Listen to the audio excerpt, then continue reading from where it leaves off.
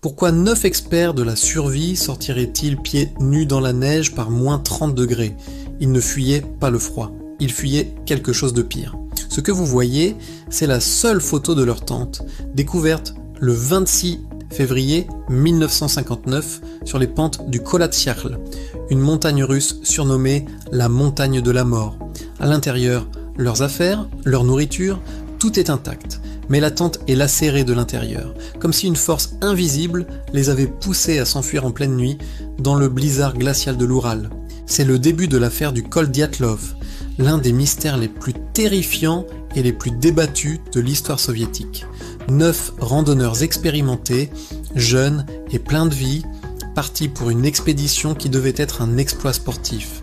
Ils ne sont jamais revenus. Leurs corps ont été retrouvés des semaines, voire des mois plus tard, dispersés dans la neige, dans des états qui défient toute logique. Aujourd'hui, nous allons ouvrir ce dossier classifié. Nous allons analyser les faits, rien que les faits, tels qu'ils ont été rapportés par les enquêteurs de l'époque. On va plonger dans les rapports d'autopsie, décrypter les indices laissés sur place et reconstituer, minute par minute, cette nuit d'horreur. Oubliez tout ce que vous pensez savoir. Ce que nous allons découvrir ensemble dépasse l'entendement. Qui étaient ces 9 randonneurs? Mené par Igor Dyatlov, 23 ans, le groupe était composé d'étudiants et de diplômés de l'Institut Polytechnique de l'Oural.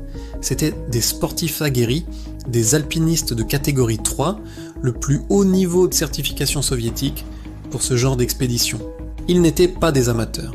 Ils savaient lire la montagne, gérer le froid extrême et survivre dans des conditions hostiles. Leur voyage était méticuleusement planifié.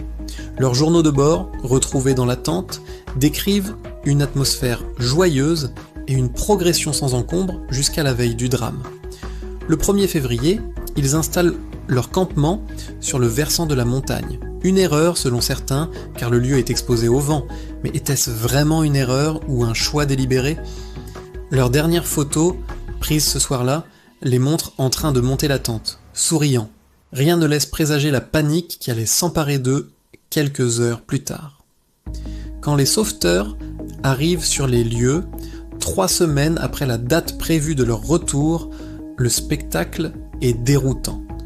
La tente, à moitié ensevelie sous la neige, est vide mais semble avoir été abandonnée précipitamment. Des traces de pas descendent de la tente vers une forêt située à plus d'1,5 km. Des traces de 8 ou 9 personnes, certaines pieds nus, d'autres en chaussettes ou avec une seule chaussure.